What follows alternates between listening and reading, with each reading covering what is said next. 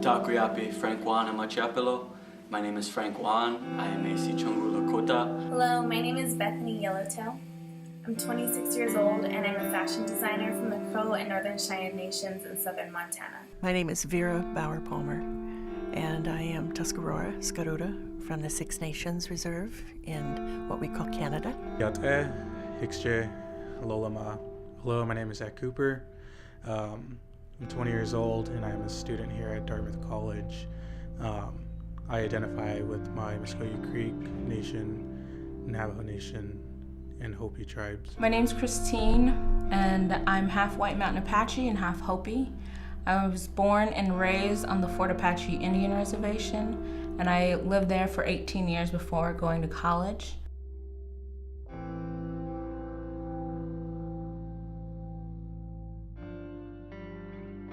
I didn't really think too much about mental health. I was good at sweeping things under the rug and not really talking about my emotions with anyone. I kind of just did my work, produced a lot of stuff, and didn't really worry about how everything was making me feel on the inside. I lost my older brother.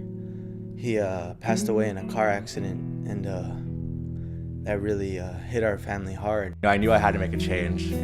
I knew this because it's like fall term 2013, and I missed like 3 weeks of classes. And at that point, I just knew I had to do something about it. I have struggled with anxiety and depression since I was a freshman at Dartmouth.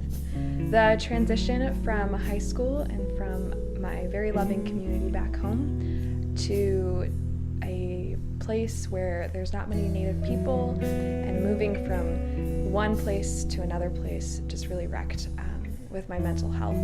I tried to carry on like everything was all right. I held a lot of this stuff in, a lot of that questioning, wondering, feeling sad, angry. I wanted to put on a facade. I wanted to make everyone feel like I was fine, I was okay. I wanted to make it feel as though my mother didn't have to worry about me. She already lost one son, she didn't have to worry about this one. I was kind of an angry person, I guess, when it came to activism. I was really into activism, and so a lot of that and a lot of how I was raised dealt with being a warrior, I guess. And so in doing that, I was always the strong person. I never knew what it meant to be weak.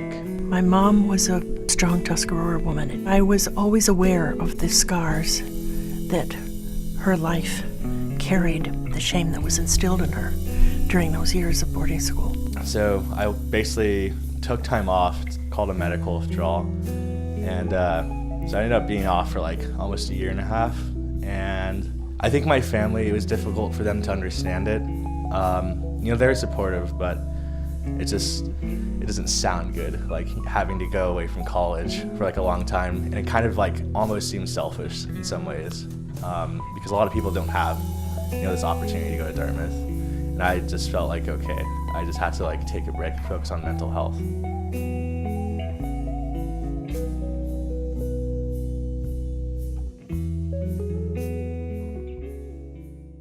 I started seeing a counselor for a couple of years.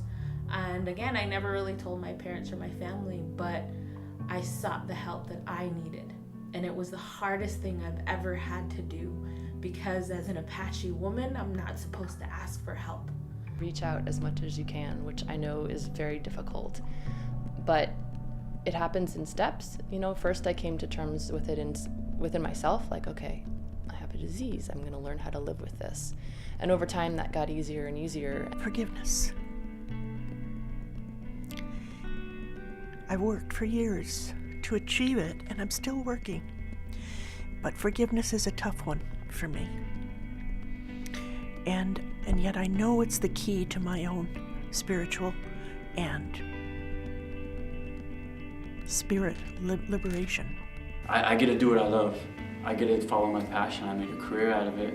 And I travel all over the world now performing. And I think back, and it almost didn't happen. I almost wasn't sitting here. I almost wasted this gift that I have of this life. You only get it once, and I know what it feels like to take it before it's your time. And I wish I could tell you how that made me feel. all I can tell you is that don't waste that gift of life. Don't waste it.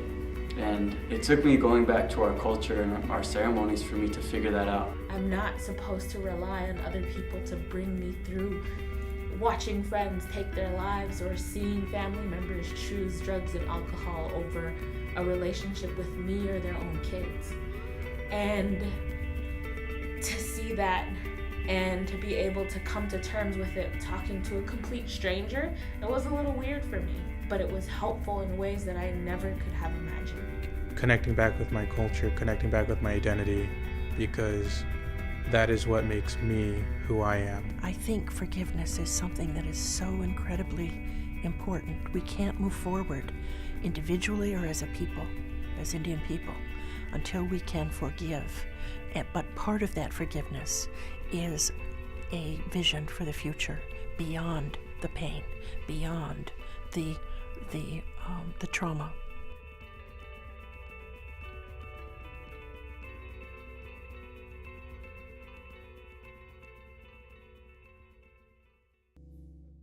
I'm here to tell you, if nobody's told you, that you're important.